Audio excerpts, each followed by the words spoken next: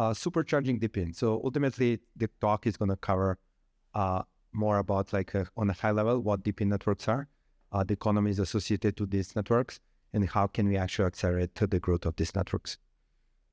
So why are we even doing this? Ultimately, there is a big issue in computing in general.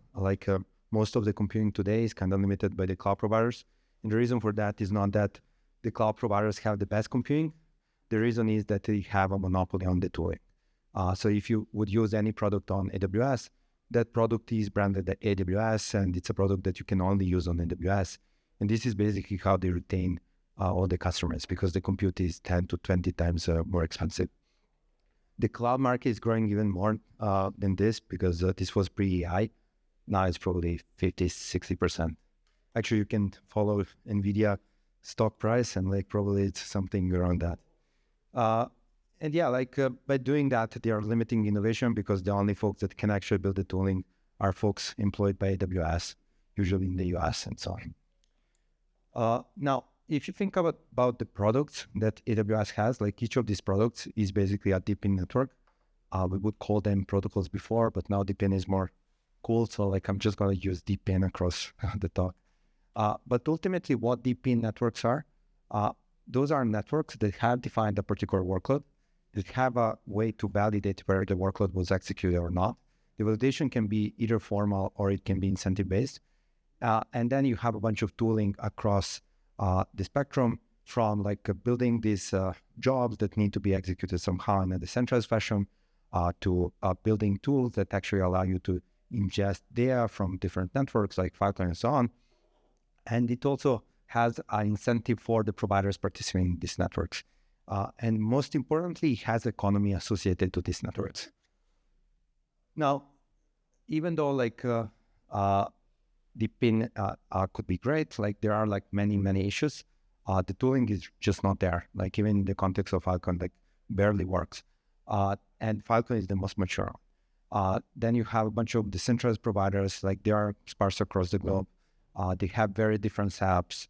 You need to kind of provide them with some tooling that they are able to run, and the tooling in general is not there. So let's take Filecoin as the largest DePIN network and just try to understand where we are. So the situation is okay-ish, but not really great. The only use case that Filecoin really works for is archival. The maturity of tooling is okay-ish, kind of work, you can actually add stuff, but it's not great. Onboarding to Filecoin is super hard. You need to do the sealing. The sealing has many implications on the coordination. The sealing computation is super hard. And it's also very expensive, because you need to run it on custom tooling. It's very hard to find a place where you can actually run that workload.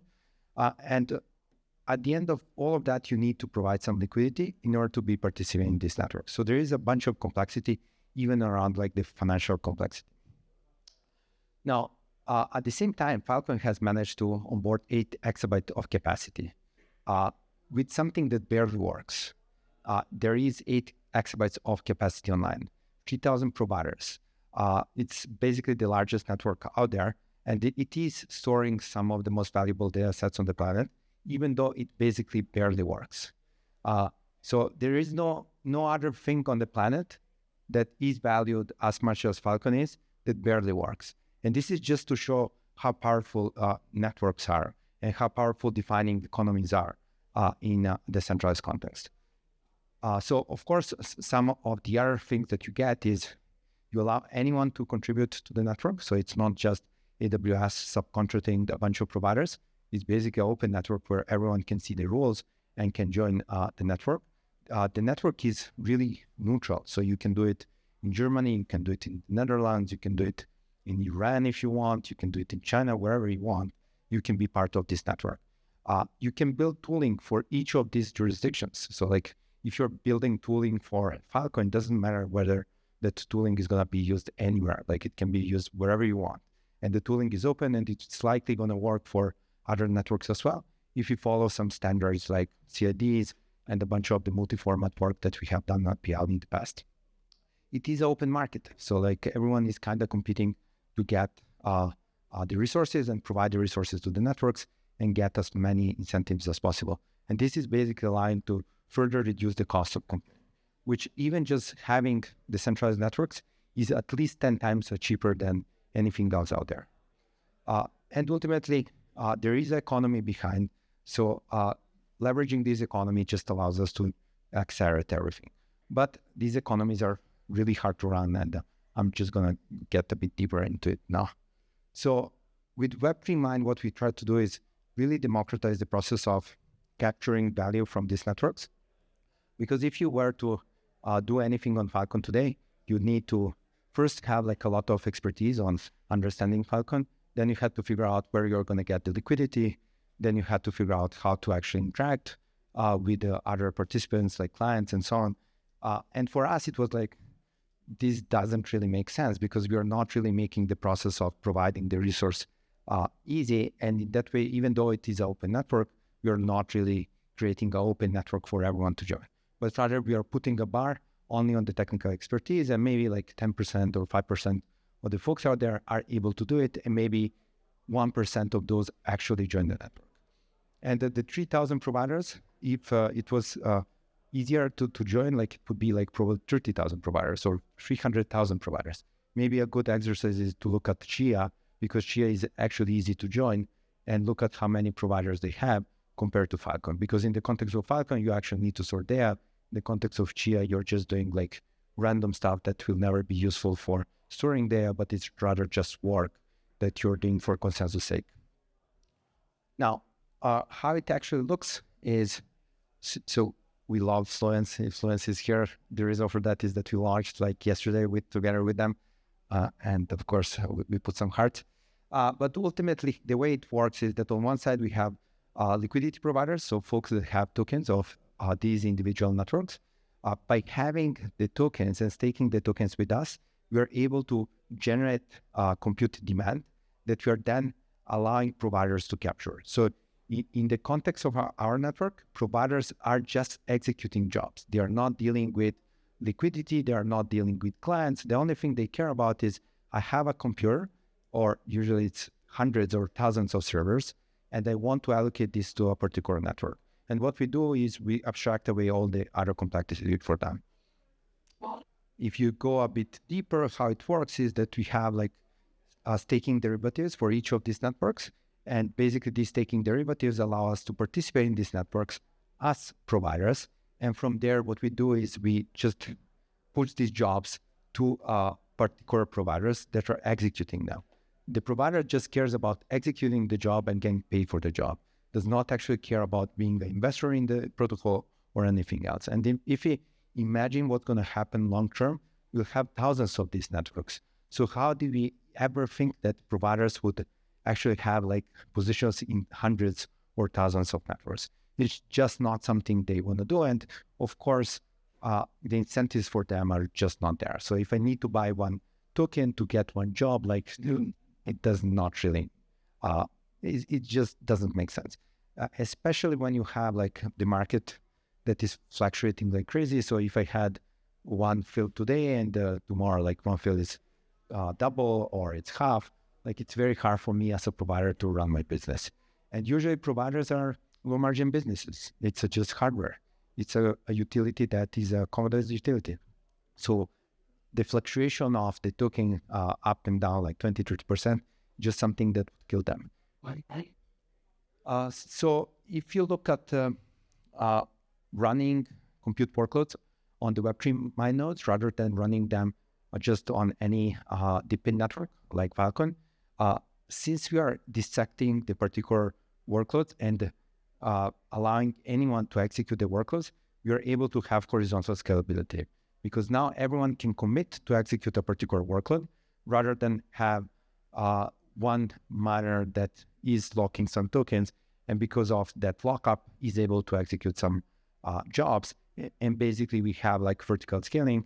Instead of having that, we have like a big horizontal pool of jobs that need to be executed, and we're allowing providers to just commit that they are going to execute these jobs. Now, this is probably one of the most important charts in crypto, and one's favorite, which basically goes to show how efficient we can get in terms of providing computational resources. But this is only true in the case of this particular workload being easy. And maybe in the beginning it was not. I mean, it was kind of easy because you could run like a Bitcoin on your computer at home. Maybe you would try it, but at least you would buy some Bitcoins. It would definitely have been worth it.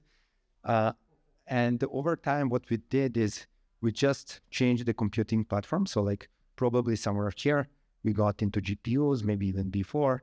Initially, it was just OpenCL, and then you had folks implementing CUDA-based Bitcoin mining. And then slowly we got into FPGAs, and then we got into ASICs on a big lithography. And then slowly, like the ASICs were getting better and better, and more liquidity was in the market.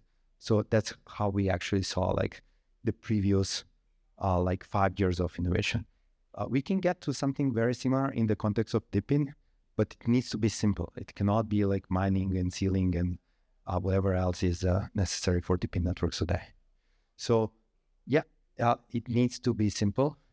And the way to make it simple is first, for us, it's first focusing on the resource that we think is the easiest to make simple, which is the storage. And the way we do it is by shipping something like this into a storage provider. So each of our storage providers basically gets one rack. The rack is full of hardware that is highly customized to provide them with whatever they need to interact with the decentralized networks. And basically this, in the context of Filecoin, allows them to onboard 1 petabyte of storage a day. So if you take that in the context of like where providers are today, most of the providers are limited by the sealing pipeline, which usually is on 20, 30 terabytes a day. When we ship this rack to a provider, the provider is able to do 1 petabyte a day. At the same time, we are able to allow providers, without them doing any custom work, just with pure storage, we are allowing them to read 256 terabytes a day from the pool of storage that they have. So if you imagine a telco that has a bunch of storage servers and a bunch of JBots, they take one of this, they put them in a data center, and that data center becomes Web3 compatible, and that they don't care about anything else. Basically, there is no pledge collateral. There is nothing that providers need to do. They just need to like attach storage, and everything else is figured out for them. Yeah, I think that's it. Thank you so much.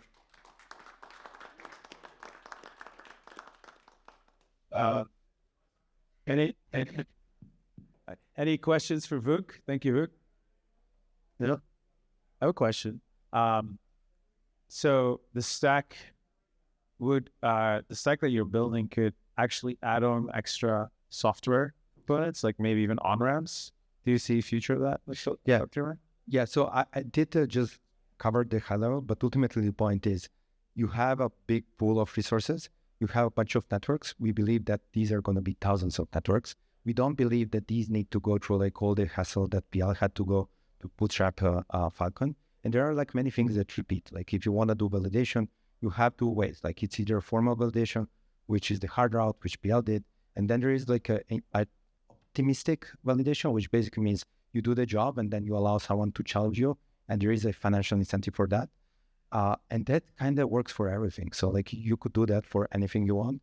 For us, it's allowing networks to leverage the pool of providers that we have to just bootstrap easily their jobs. A very nice thing for networks is that we would never create sell pressure in their economies. Our business model is that we create like a staking derivative for them, and we never sell their tokens. We are as long as they are in our economies. Of course, at some point they need to go through some validation. We need to do the audits of the jobs and stuff like that. But ultimately, if they launch and bootstrap on our network, we would basically just run this on our provider, or actually, let me correct myself. We can't run stuff. This is a decentralized network, but we can incentivize our providers for them to be more rational to run a particular workload in a particular time frame. And that basically allows networks to bootstrap without having any sell pressure in their economy. Maybe even without having the economy, but at least having a promise that there is a future reward for our providers. Maybe go to slide 2. Just like the one with the Java. So for on Yes. yeah. Yes. So Like I can like yeah, basically these are the networks. So you could have like infinite networks here. On one side, what we have is a liquid staking derivative, which is basically what allows us to capture like a stake in these networks. Because our assumption is that all the networks will need to have an economy. If they don't have an economy, they are basically competing with the cloud, and we don't think they are going to win because like there are many things against them in that context. If they have an economy, that means that we can participate in these economies. And what we do is we create like staking derivatives that allow us to participate in these economies. Most of the time, this network will need to create demand on the provider side. So all of them are doing that because there is no other place to actually create demand. And also you want the trust to be on the providers so that you are basically allowing a particular set of providers to kind of be trusted in your community. And then basically by capturing block rewards, we are able to generate yields, and this makes our token holders happy. A part of this yield goes into our treasury, which is governed by the Web3 Mine token, and we would never sell these tokens. We don't want to create sell pressure on these economies. We want to keep incentivizing the providers, and the providers run these tokens, and our token is valued more because our token is basically the basket of other tokens. Yeah. It makes sense. I mean, like, look, it's a way to bootstrap your economy. If you're an L1, L2 that wants to get started, you need hardware providers so you can like tap into an existing ecosystem. That's what you're saying, right? Yeah. At zero cost will be that platform at zero cost, and you will enable them, kickstart them. Like, bro, awesome. Yeah. All right. Any other questions? No? Then it's time for a break.